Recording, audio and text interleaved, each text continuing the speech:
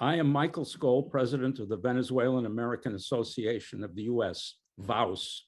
I would like to welcome all of you to today's conversation with Luis Fleischman and Jose Cardenas on the ethical and political issues of the U.S. approach to the Maduro administration in Venezuela regarding oil. You've noticed that we've entitled this event, quote, "The Oil of Two Tyrants, Russia no, but Venezuela yes."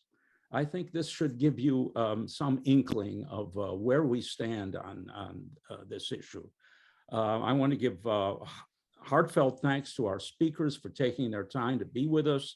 I will introduce them and moderate the discussion. A little about about VAUS. The Venezuelan American Association has been promoting exchange between Venezuela and the US for about 85 years now. During this ongoing crisis, VAUS has been diligent in fostering discussion to spark action. We thank you all for accompanying us on our quest for knowledge and for a better future for Venezuela. Now, let me introduce this topic. Our attention right now, as you all know, is correctly focused on the Russian atrocity in Ukraine and the civilized world's counter steps.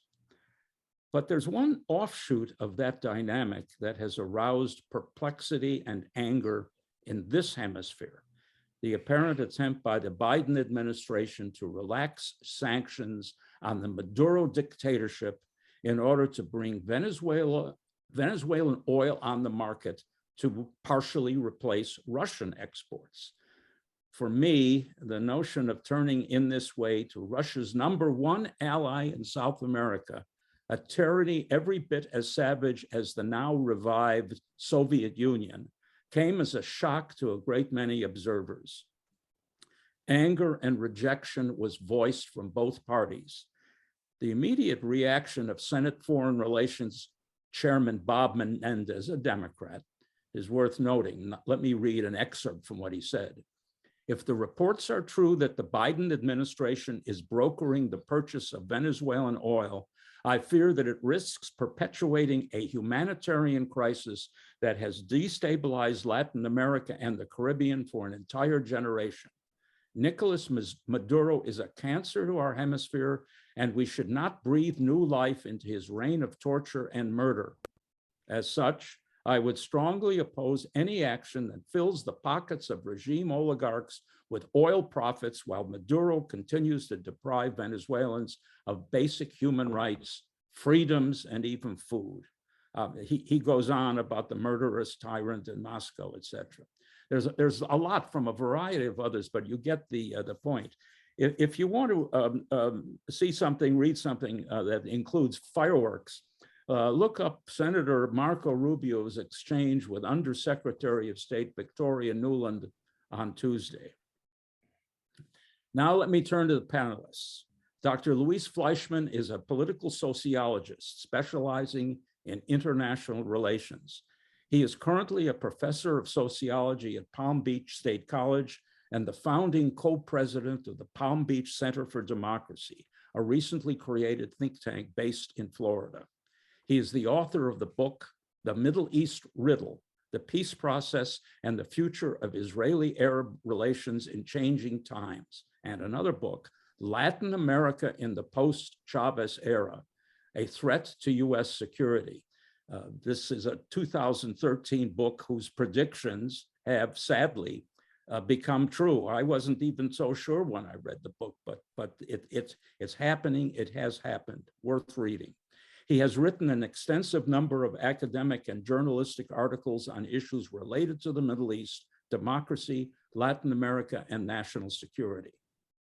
Jose R. Cardenas is a Washington-based consultant with more than 35 years experience in the Washington political process and inter-American relations.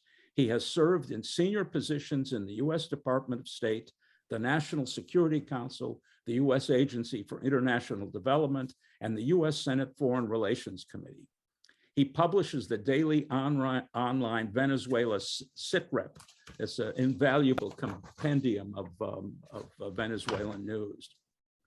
Since our program will conclude with a Q&A session, You may write questions at any time using the Q&A button at the bottom of the page, and I will read them for the panelists.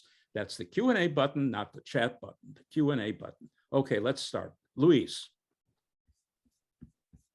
Thank you so much, Ambassador Skol, for inviting me to speak to this forum of the Venezuelan American Association, and for your kind introduction. It is really an honor for me that you called me to be part of this panel. I met Ambassador Skol, I want to tell the audience, when we were both part of the team of advisors to the 2012 Romney campaign on Latin America. Since then, Ambassador Skol also wrote the foreword for my first book, Latin America in the Post-Chavez Era, that the ambassador just mentioned. I'm also honored to be sharing this panel with Jose Cardenas, whose professionalism and honesty I deeply appreciate. I always read his morning briefings that are substantial and credible. I suggest all of you read his morning briefings.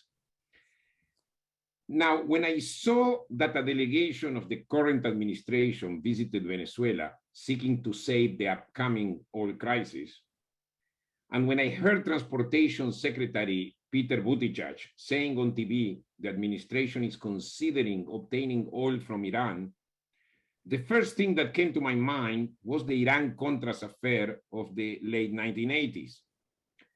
As my former mentor and Reagan advisor, the late Dr. Constantin Menges, denounced it in his book, Inside the Security Council, some presidential insiders thought we could normalize relations with Iran. We could sell weapons to Iran in exchange for American hostages, resolve the Iran-Iraq war, then also count on the profits to illegally transfer weapons to the Contras in Nicaragua. Now, such weird combination of cynicism and naivete ignore the power of revolutionary ideology and the evil of absolute totalitarian power. But what is happening today is even more ominous. There is no question the Biden administration has done a great job in unifying the Western world around the sanctions, which undoubtedly have inflicted serious damage to the Russian economy. However, on the other hand, we are openly displaying fear. We have publicly expressed fear of imposing a no-fly zone. Likewise, despite insisting during the negotiations that Ukraine has the right to solicit membership in NATO, we have prevented the transfer of warplanes from Poland to the Ukraine to avoid confronting Russia directly. We are publicly displaying a hysteric fear of military escalation while watching on TV the butchery of the Ukrainian people. I think it is okay to try to avoid war, but why express it publicly? This is not a good message to Putin. Putin is like a wild animal that turns hungrier as its prey displays fear. We don't even consider the fact that Putin perhaps should be equally afraid of us. So to double down on this, we have approached Venezuela and maybe Iran after two allies, Saudi Arabia and the United Arab Emirates, weren't willing to take Biden's phone call. Both are angry because the Biden administration's revival of the Iran nuclear deal, its lack of US support for Saudi intervention in Yemen's civil war, and because it refuses to include the Houthis in the terrorist group lists. Now, after that setback, yesterday, the UN Security Council expanded its embargo on the Houthis, thanks to the Biden's initiative. But this shows how carefully we need to be with our allies and with our enemies as well. So as Saudi Arabia and the United Arab Emirates refuse to pick up the phone, we approach Venezuela and Iran. Iran is a country that is happy to cut a nuclear deal if the Iranian Revolutionary Guards are removed from the foreign terrorist list, and if we don't ask them to stop supporting their murderous proxies, such as Hezbollah and the Houthis. I still don't know details of the deal, but I only hope that it is not a pact with the devil. I don't hold my breath.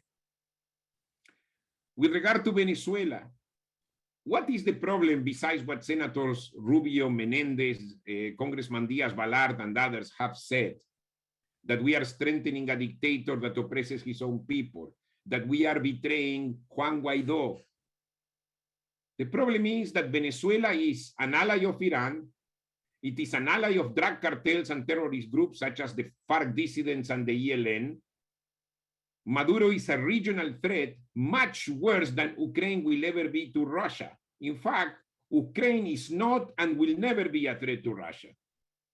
The Biden administration is now so focused on the Russian threat that we are ignoring these dangers. We are begging the Maduro and the Ayatollahs. We look desperate. What worries me is that we are displaying unprecedented weakness. We are dealing with two tyrannical regimes that want to destroy us, and we are considering giving them concessions they don't deserve. I was shocked by the decision to approach these two countries. We expect them to stay away from Russia, but Russia has used Venezuela now for decades to gain influence in the continent. In the same way, it has used Cuba, Nicaragua, as well as Bolivia, with whom Russia has an agreement of military cooperation when Evo Morales was in power. And now we have a new president in Bolivia that basically follows Morales' footsteps. Recently, we heard Russia place a sophisticated bomber plane on Venezuelan soil, and this is a plane that can carry nuclear weapons. Who could think that Venezuela would give up this relationship? Because Russia is isolated now? Venezuela has been isolated for years, and this doesn't seem to intimidate Maduro. Maduro is going in the direction of Cuba, where the bankruptcy and economic misery of the country is less important for him than the power of his privileged political and military elite. So, Russia has been arming Venezuela, Cuba, and Nicaragua, and maybe more countries are coming up, Bolivia, who knows, maybe Peru. They've been doing it since at least 2008. We have witnessed joint exercises. Even when Robert Gates, who is a very fine man, was Secretary of Defense, he witnessed joint Russian, Venezuelan exercises, and he laughed. He dismissed them altogether. Much of the weapons that Russia is giving to Venezuela end up in the hands of FARC dissidents and the ELN, which, by the way, already are controlling parts of Venezuelan territory in the same way that the FARC controlled territory in Colombia decades ago, not so long ago, in fact. So the time has come to develop a global national security strategy. Now, one thing I want to emphasize that is important. Russia is not only conducting a military intervention in Ukraine. For decades now, Russia has been supporting dictatorships, particularly those that challenge the West. Besides the Latin American dictatorships already mentioned, we should add Hungary, Turkey, and I don't know in what direction Turkey is going, but I wouldn't trust them so much, the far right and the far left in Western Europe, and others. Putin is seeking to divide the West, destroy the liberal and democratic order by weakening NATO, and by weakening also the European Union. There is a Russian political offensive that has been in existence for decades, but we have not realized this yet. We need to develop a clear national security strategy. We don't have that. We need to develop we have had two presidents, Barack Obama and Donald Trump, who supported isolationism and withdrawal from the world. Likewise, Biden dismissed the general's advice and sloppily withdrew from Afghanistan, just not to be involved in Afghanistan anymore. But the world is not going to leave us alone. We need to restore our leadership in the world. NATO needs to be not just a North Atlantic alliance. but it should be an organization in charge of the defense of the free world and democracy and go beyond the North Atlantic area, beyond the European area. NATO must be strengthened militarily and politically, and not just in situations ad hoc like the present one. We need a political strategy that must include experts from all the fields, the political, the economic, and the military. I don't have an answer, but perhaps putting several minds together from all fields is important. Foreign policy has not been a priority, I would say, for almost any of the last administrations. I find the recent unity displayed between many Democrats and Republicans very encouraging. Maybe developing a national security strategy can help overcome our partisan divisions too. But regardless of that, we need a strategy. We don't have it now. Thank you.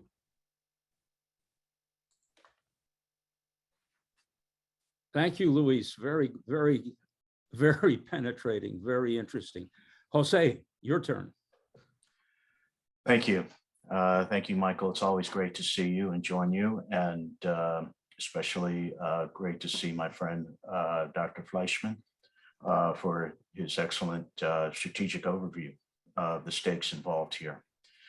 Michael, what I was going to do was talk a little bit about, I guess it's the quintessential Washington perspective here, which you are very familiar with. I think it's been pretty clear over the past year that the Biden administration has been very uncomfortable sort of donning the garb of the Trump maximum pressure strategy on Venezuela. I think that there's no greater insult, frankly, to the political appointees in the Biden administration than to accuse them of doing the same thing that Trump did. And they have been looking for an opening, a pretext to go in a new direction on US-Venezuela relations. And they found that pretext in Ukraine. Now, you got to give them credit. They did a pretty good job of creating this narrative that, citing the instability in the oil markets and weaning away Maduro from Putin in this great geopolitical game following the invasion of Ukraine. Well, that bought them, good, chin stroking press about, how they're playing this geopolitical chessboard. But when you look at the two items that they keep invoking, they really don't hold up to scrutiny. Everybody in this audience knows that Chavez and Maduro have absolutely destroyed the Venezuelan oil sector. Venezuela today produces less than 1% of global needs in terms of barrels of oil per day. And the idea that is somehow going to affect international oil prices is nonsense. The second is, as if Vladimir Putin really, at this moment in time, in the middle of a war that he launched in Europe, is concerned about what Nicolas Maduro is doing or not doing. To me,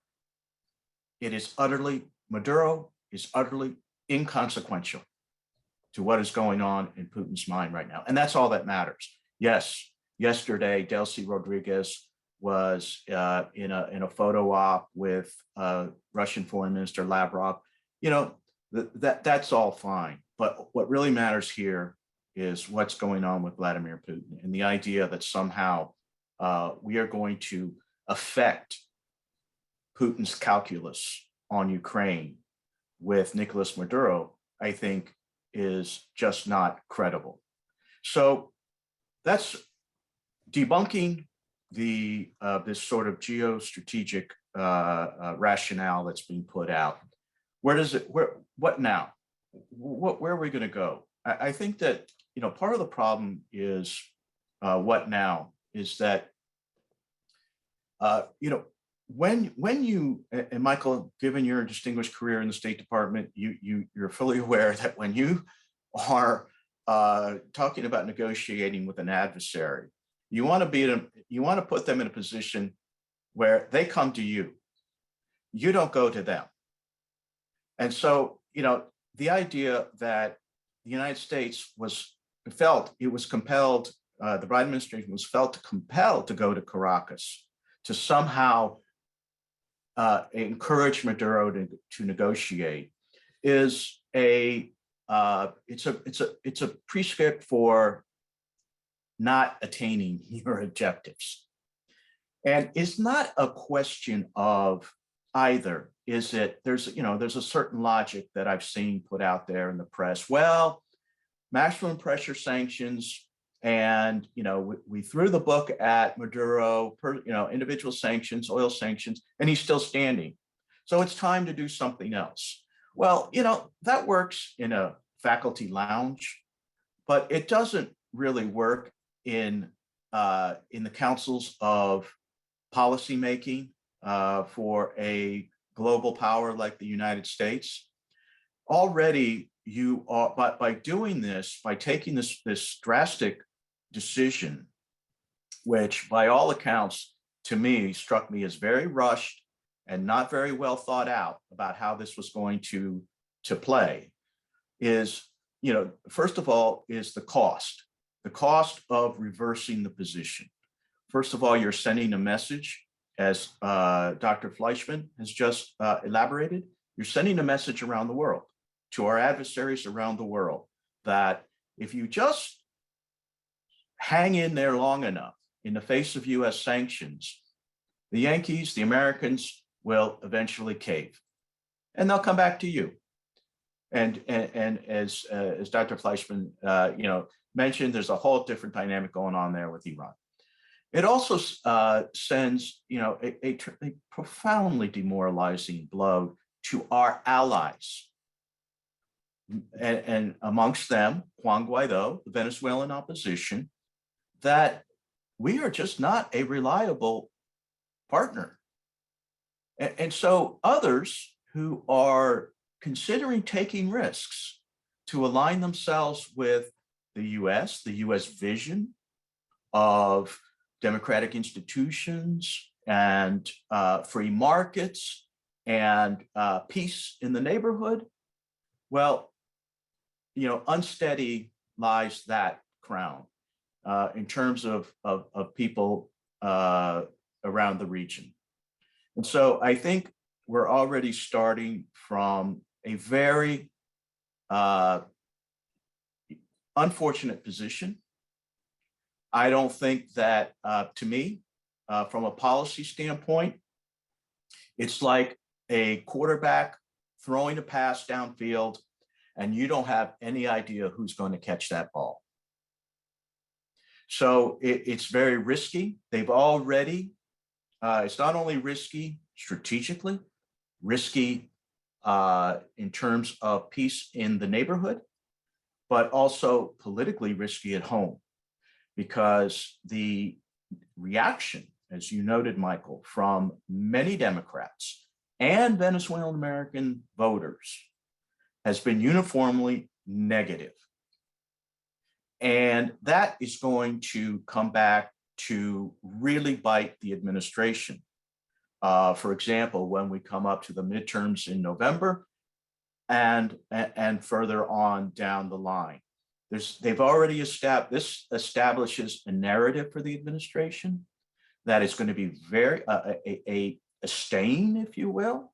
That's going to be very hard to scrub off because it provides a political talking point for the administration's domestic critics for the rest of his first term, the rest of this term.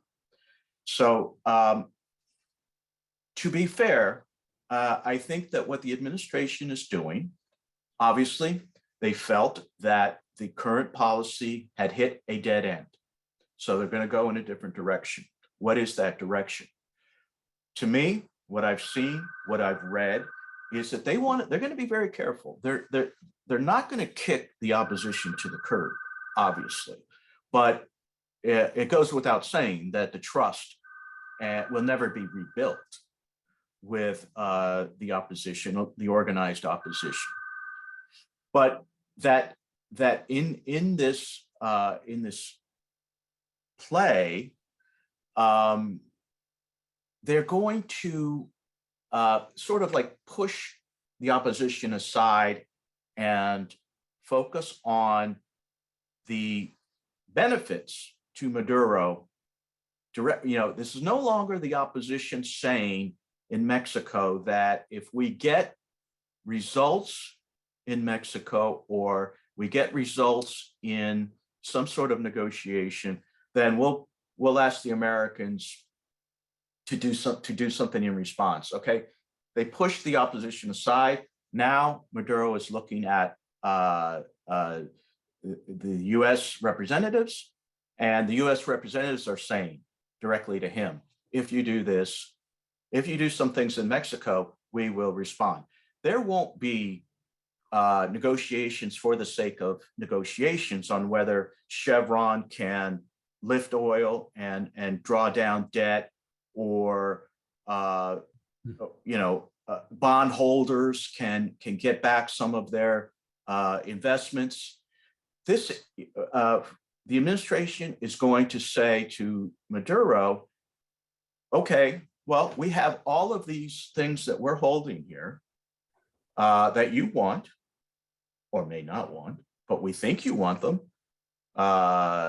Certainly oil companies and bondholders have their interests, but we'll trade. If you, looking to 2024, if you do some things that, we all can decide are significant for promoting the opposition's interests, then we will consider responding. So that's kind of the dynamic here. This is not just, okay, what are the terms by which Chevron is going to be able to draw down debt, or European oil companies draw down? No, this still remains a bargaining context in terms of concessions by the regime to U.S. concerns. Whether it hasn't started, it has sort of stumbled out the gate. But again, I think that there's nothing that we're going to find out in the next 12 months that we already don't know about Nicolas Maduro. That's for sure. But again, at least the administration can convince themselves that we're doing something new, trying to get where it is where we all want to go. Okay, so that's kind of giving you, in my opinion, the administration's perspective on this. It's not that anybody has sat down and explained it all to me, but I'm just reading between the lines and devouring all of the reporting that's come out over the last few days. That's kind of where I see things right now, and I'm happy to answer any questions from here on in. Thank you. Thank you, Jose. Sort of by way of a kind of summary, bad news on both sides of the Atlantic and going into the Middle East, all very closely connected. I have a question. The White House yesterday issued a statement that, quote, "there is no dialogue about oil underway with the Maduro regime." Now it's a quote in the present tense, so maybe that's what they're talking about, but they want to give the impression that it never took place. Is this an admission that the whole idea was a bad one, and or just are they reacting to widespread criticism? What do you make of it?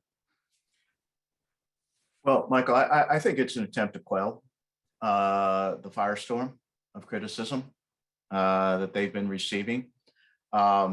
It's difficult to, again, to sort of put it in a logical frame of mind because they already did it.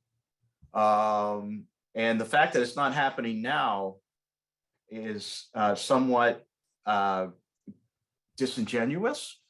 But again, with the torrent of criticisms that they've been receiving, I think that, you know, I cheated on you, honey, last week, but I'm not cheating now.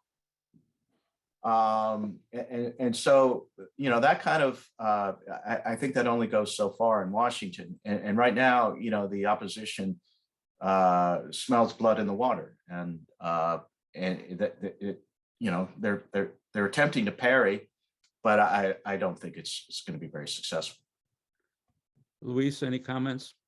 No, I think I agree with Jose. I think this administration is sensitive to criticism, and they have reacted to criticism.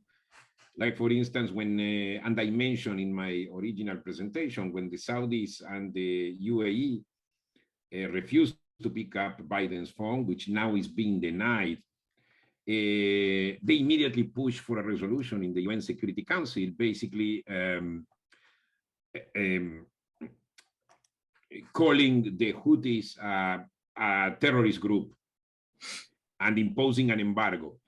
So I believe that there is a good chance that the Biden administration is going to withdraw from that. But what bothers me is, yes, I agree with Jose. I think politically they already have paid a price. You know, it's very easy for the opposition now to come and say, look what the Biden administration tried to do.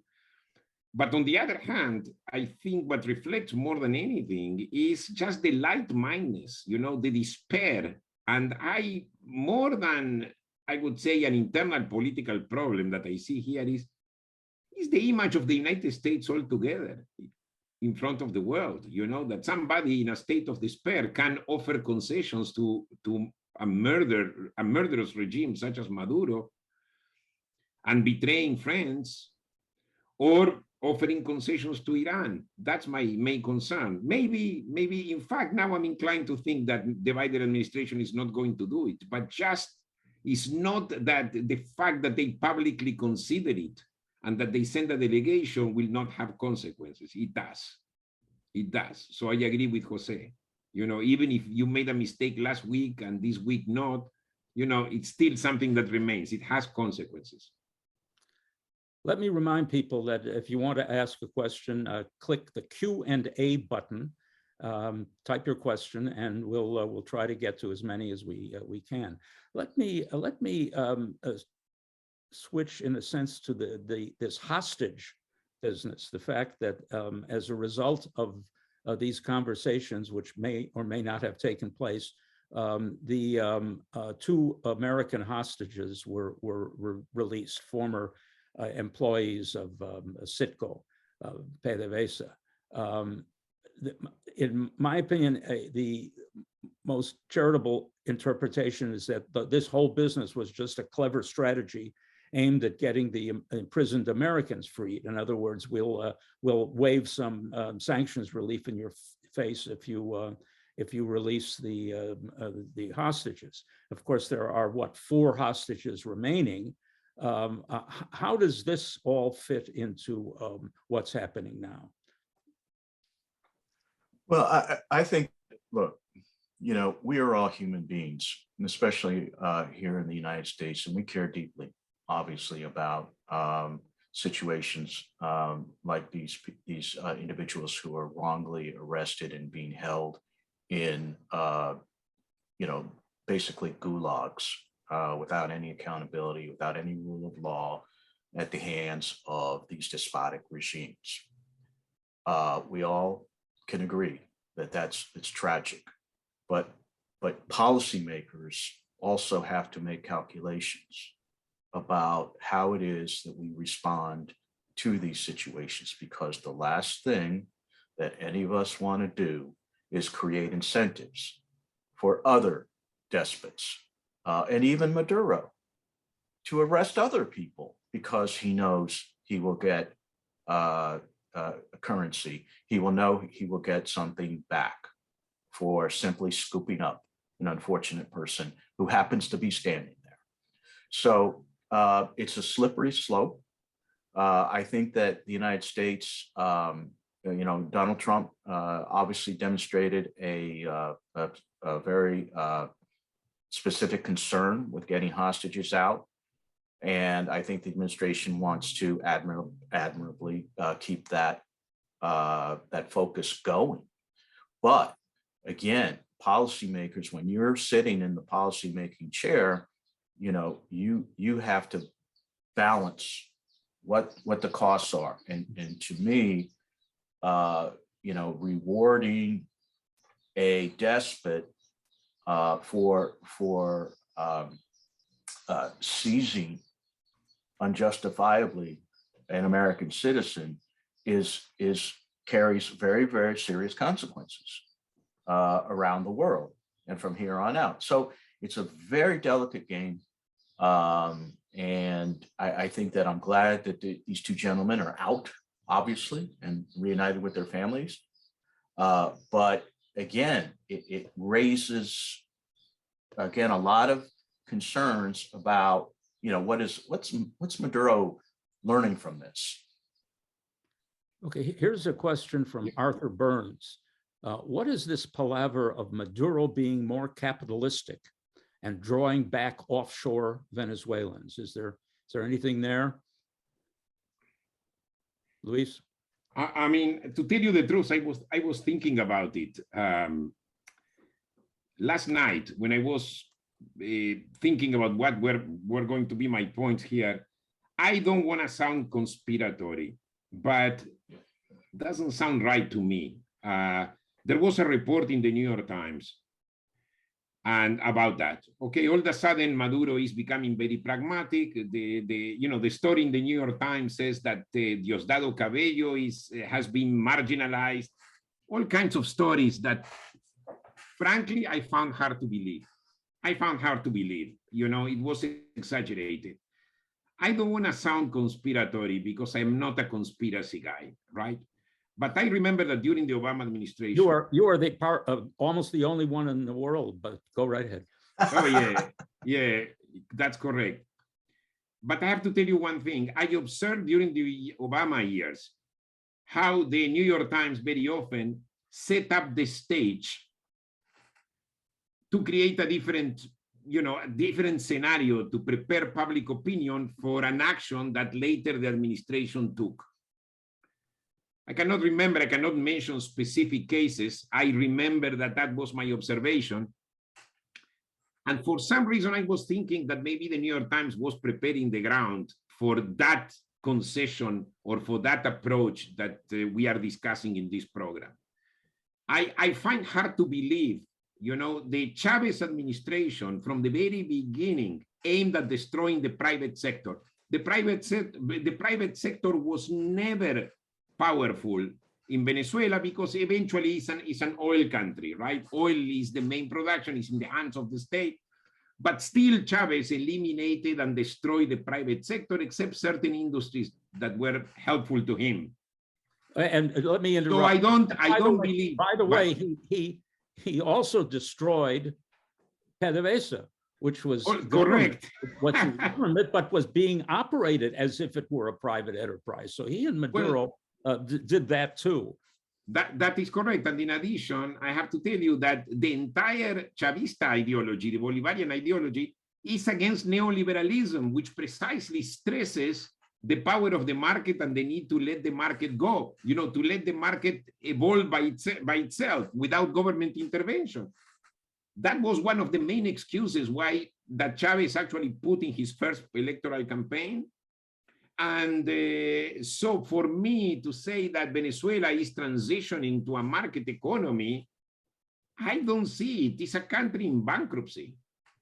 It's a country that is expelling people. People are leaving. Investors, why would you invest in Venezuela at all? And why there would be a fertile ground for investors and entrepreneurs in Venezuela? I don't see it. I need to investigate that argument further, but that doesn't sound right to me. I don't know what Jose or you think. I'm glad that Arthur asked that question. I think that there's a couple of things going on. One is about more capitalistic, I think that, obviously what we've seen is the dollarization of the Venezuelan economy in recent months. Now, 21st century socialism is relying on the American greenback to save it. And so you are seeing a, much more use of the US dollar in Venezuela to basically attempt to keep some semblance of an economy going. Most of the people that we all consider to be, the famous base for Chavismo, the C, D, and E classes, I'm not sure that they benefit that much. It is something that is being used to quell a bit of urban or domestic dissatisfaction, but it has accomplished a bit of that, but it still is, frankly, from A to Z, a dysfunctional situation that will provide no, Nicolas Maduro is touting 4% growth this year. And again, that is about as credible as most of what he says, but they are trying to convey this image of economic stabilization of the economy, and it's mostly rested on dollarization. What I think Arthur is referring to also is there was a big story in Bloomberg a couple of days ago that Venezuelans are returning to Venezuela.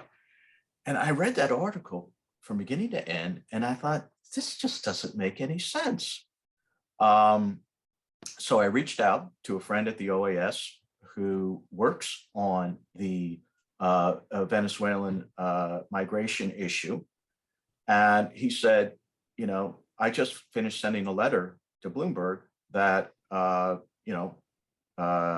questioning this, this suggestion that Venezuelans are returning in any way en masse to Venezuela. So I don't think that is reflective of the broader reality. And I think that, of course, that the irony is that many Venezuelans, if they think that the Americans are now going to cut an agreement with Maduro, they're not going to wait around to see what things are like in a year or so. They're going to think that is just that's an end to any prospects for things are going to get any better, and it may even keep an impetus going for Venezuelans leaving. Mhm. Well, you mentioned, both of you have mentioned migration, and I can't help but note another rather extraordinary comparison between the Russians moving into the Ukraine and Venezuela. Millions of Ukrainians moving out of their country, mostly to Poland. Millions of Venezuelans moving out of their country, mostly into Colombia. Of course, the Venezuelan movement is over a few years, not a couple of weeks. But I think this is an extraordinary story, a human story, and a symbol of what happens when an invasion occurs, a destruction of an economy occurs, all at the hands of a dictator and his close elite. I think there's a lot of stories there. I think I'm looking forward to the next dozen books and novels about that comparison, which I think is one of the signal events of our time. Here's a question from Daniela Tarbe. What alternatives does the Biden administration have, bearing in mind the deep divisions that currently exist within the Venezuelan opposition, the wear down of the support of the Venezuelan people towards the IG, and the impossibility of that opposition in reaching a transition? Shouldn't sanctions be used as a clever negotiation tool to foster changes? Well, I think that one of the things that may come out of this in a relative sense positive is that it may force the opposition to do some serious internal soul searching and to renew an effort to unite. Because divided, Maduro has stepped all over them. What Maduro has said, the regime has said now about the Mexico negotiations is they're trying to undercut the interim government by adding more voices from the opposition to, again, undercut Guaido.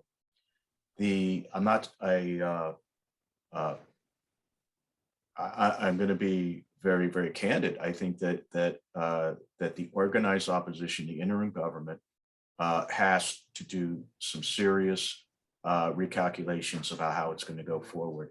And I think that if we get into this negotiating process with Maduro, I think one of the objectives, if I was king for a day, I would, and I was stuck in a situation where we are now part of a negotiation in Mexico.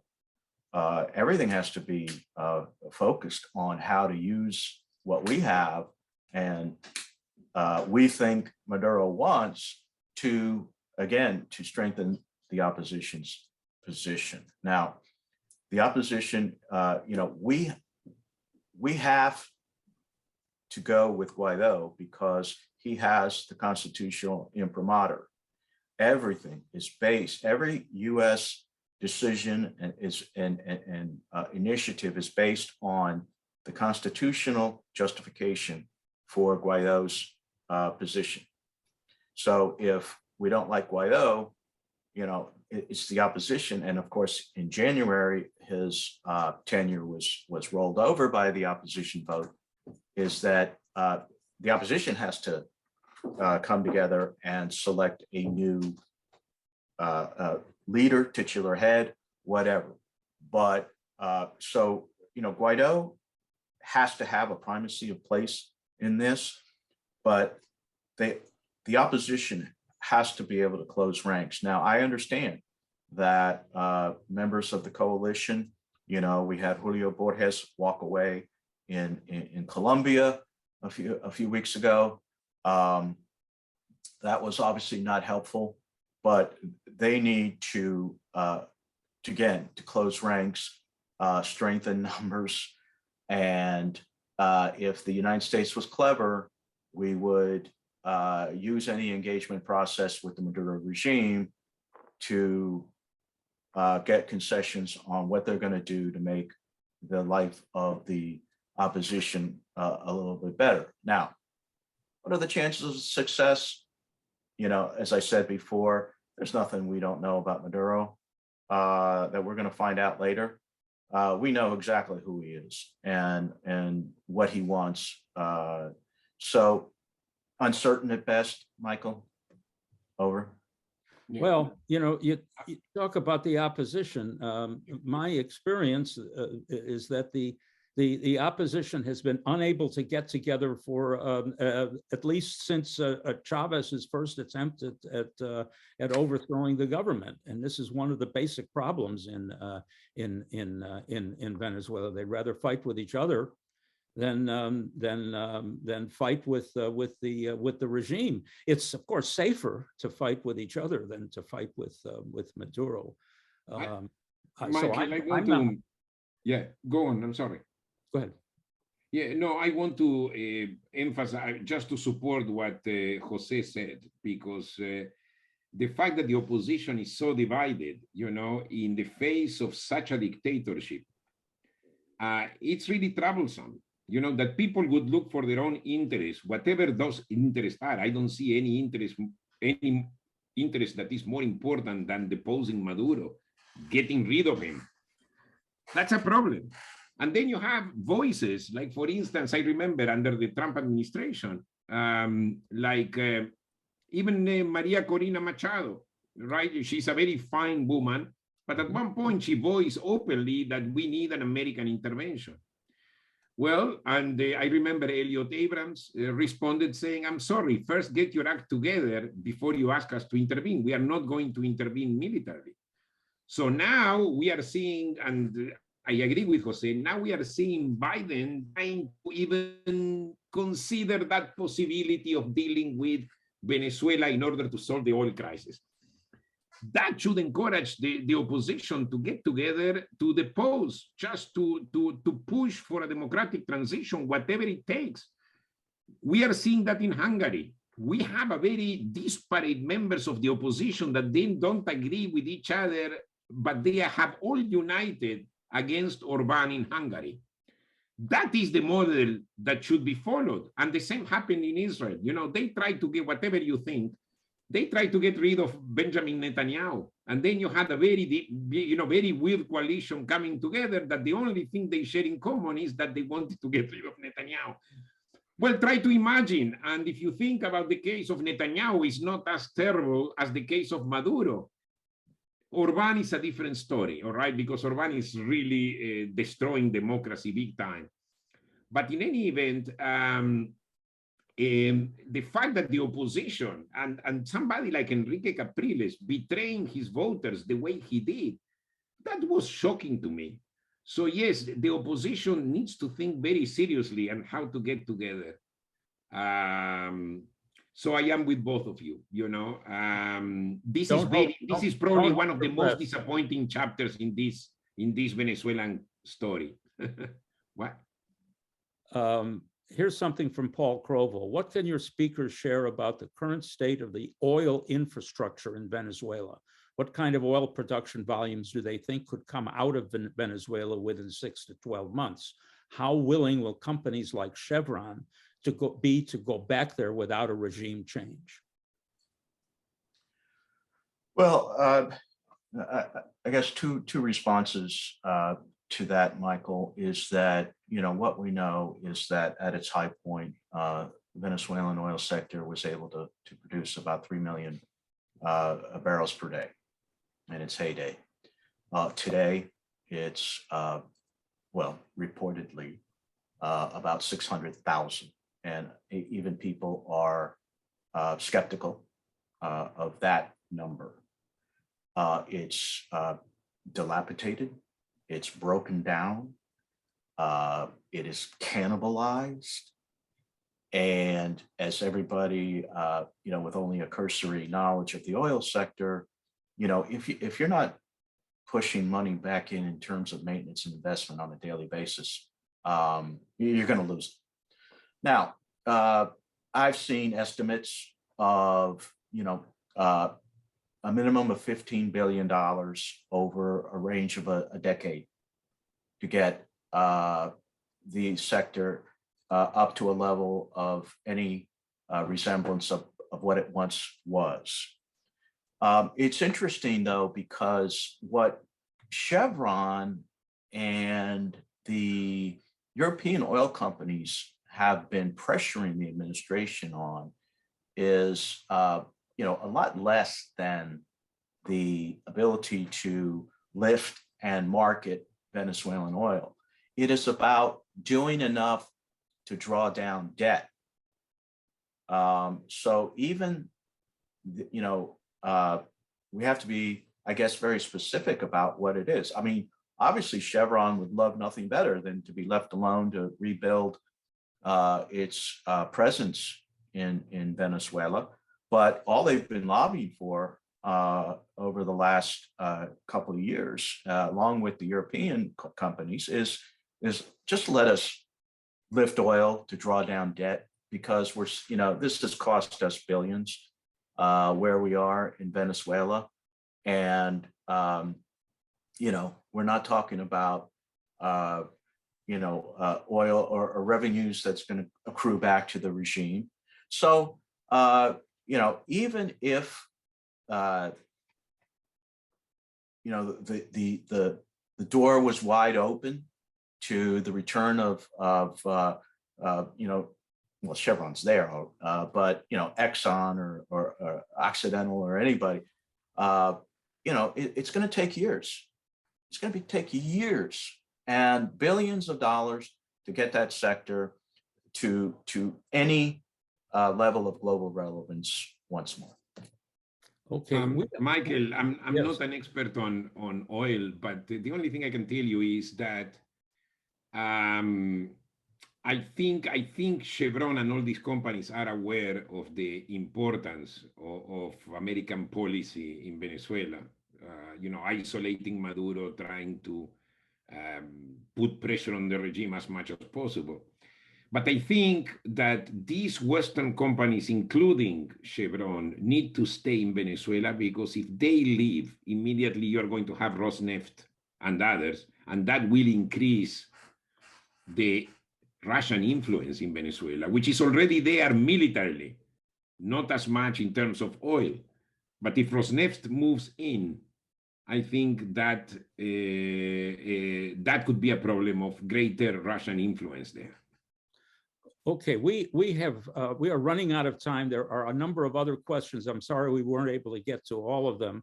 I know Jose has got to leave. He's got some secret negotiation going on. Well, actually, Michael, I'm good until high noon.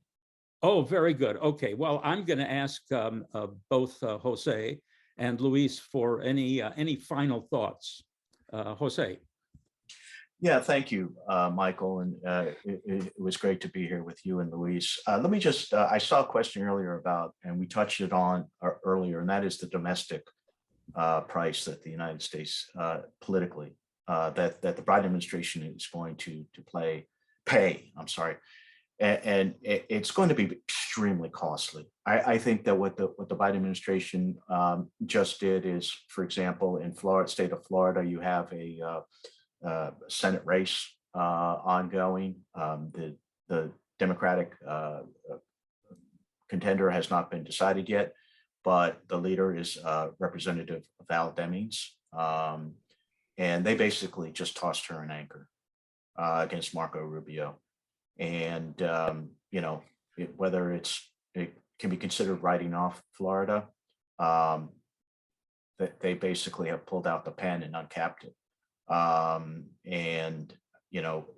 think it's just going to be extremely costly politically for very uncertain ends. That's it. Luis, any comments? Yeah, well, first of all, thank you, Michael, for inviting me to share the panel with you and with Jose. I think it's really, and again, I repeat, it's an honor for me to be here. Just the only thing I would say is I think we are living very dangerous times. And I am not a person who believes in one particular philosophy, whether to be realistic or to be neocon. But I do believe that the circumstances should force us to adopt one philosophy or another. I think there are times when you have to be more hawkish, and there are times where you have to be more realistic. I think this is a time where the Russian invasion to Ukraine has taught us that the West needs to be united, and needs to be united to defend the liberal order that is being deteriorated from within. We have more and more politicians in the West and some elected officials that actually are against the liberal order. And I think Venezuela was one of the pioneers in that, was a long old ally of the United States. With a democracy, was not a great democracy, was a corrupt democracy, just like the Ukraine, also a corrupt democracy, but a democracy nonetheless.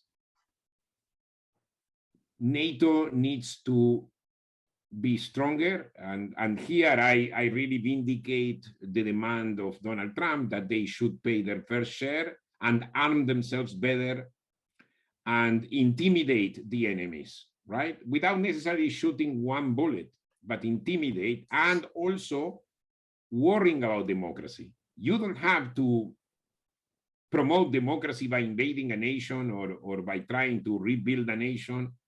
No nation building, but at least defend what we have. And I think that should be the role of NATO. That should be the role of the United States. And I think we need more people. We need more of a group of experts that can come together, even with different ideas, and try to identify what the problem is and develop a strategy. You know, the decisions for the United States cannot be in the hands of one person, cannot be just a president who says, I know better than anyone else, I was elected, therefore I will make a decision. I think we need to be able to hear, you know, and a good administration should be able to hear different voices, but be aware of what is the strategy that we need. And so I don't have the answer for that. The only thing I can say is let's put our act together. Well, thank you. I fully agree with that. Thank you, Jose. Thank you, Luis. Mike, I'm sorry, if I could just make one last comment. Please do that. Relative to one of the questions in the box, is that may I ask that if anybody would like to be added to the mailing list for the Venezuela update, if they could just send the emails to your staff there at VAUS, and then they could just send them to me. Very good. And I'll be happy to add. And we won't take a cut at all because it's free. I also would like to thank our hardworking association team, Alina Delgado, Linda Calvet, and Lori Dominguez. The next planned webinar we have is on April 14th, and we'll be featuring Moises Naim, somebody that we all know very well, a distinguished fellow of the Carnegie Endowment for International Peace. He will be discussing his brand new book, The Revenge of Power, How Autocrats Are Reinventing Politics for the 21st Century. I think he starts out with a Venezuelan perspective, but he really goes all over the world with this one. It just came out, so I'm still reading it, so I can't give you a final judgment, but it's powerful stuff, and it's important. I might also add that he's written a different kind of book about the Venezuelan situation published last year called Two Spies in Caracas. It's a novel. If you are not already a member of our association and are interested in joining, please contact our team today via today's invitation. Your memberships make our work possible. Thank you, Jose. Thank you, Luis. Thank you to our team. We look forward to meeting with you again soon. Bye-bye.